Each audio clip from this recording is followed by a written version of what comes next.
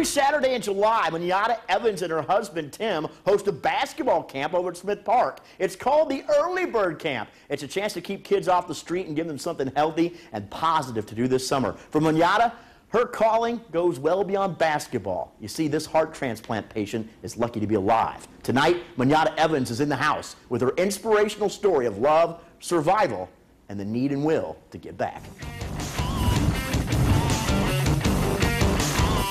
Monyata, I appreciate you coming in tonight. Let's talk a little bit about your story, because you received a heart transplant. Why don't you fill everybody in on that and how that's really changed your life? I received a heart transplant back in March of 2008, and it's changed my life because before I was dying, literally dying, and my whole system shut down, my whole body. It was hard for me to just get up out of bed in the morning to breathe, and I'm just glad I had the heart transplant. It saved my life. So you just felt really bad one morning and you just continually tired, or what? Well, actually I had hypertension for several years, and I had my last child, which is a son. I had him in 2004, and I thought I had pneumonia. So I went to the hospital and they kept me. And they asked me if I ever had a cardiologist. And I was like, no, I never had a cardiologist. Well, I guess my heart, when they took the x-rays, was like globular, circle-like. It wasn't this normal shape of a fist. And so then they referred me to a cardiologist, a local cardiologist. I mean, you could have died, literally. I could have died, yes. And then after that, I received a pacemaker defibrillator, and I had that for about 1.5 years, and it went off. Well, when it went off, they told me I need to go to Cleveland Clinic and get reevaluated, see if I could put on the heart transplant list. The first time I went, they said it was a catch-22 and I wasn't sick enough. And then I went back again in 2007, and that's when they kept me and put me in intensive care after the assessment. And then finally you got your transplant in 2008? Yeah, 2008 I received my heart transplant, and I was feeling great. My color came back in my skin, and a couple days before they got ready to release me, I told them I didn't feel good, I couldn't urinate, something was wrong. Well, I guess my body was rejecting a new heart and also the transplant medication.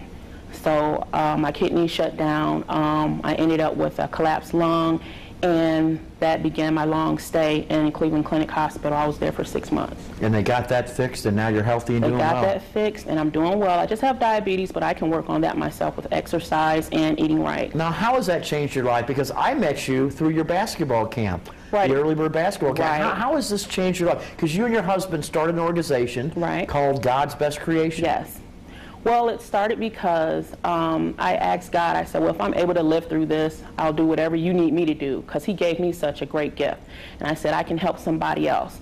And that was the plan. The girl that I received the heart from was 14 years old, and her name was Raven, and she loved kids. So I took that, and she inspired me because she loved kids at a young age. Sometimes you can't find people, let alone a 14-year-old child, to give their heart and soul to help others.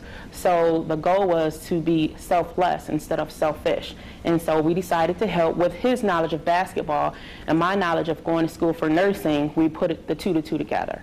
And then that's where we came up with God's Best Creation. And what we're trying to do is keep people healthy and get them off the street and things of that nature. And the camp has been going well? It's been going well, and we had a lovely turnout. The community accepted us, and we have sponsors all around the city of Toledo, and we're so thankful to have them. What's it like when you're out there practicing and you see the kids having a great time? Oh, it's fulfilling. It's very fulfilling, because I remember being that young and no one pushed me to do anything, so to see them get out there and listen to the coaches and get encouraged by the coaches was a great thing.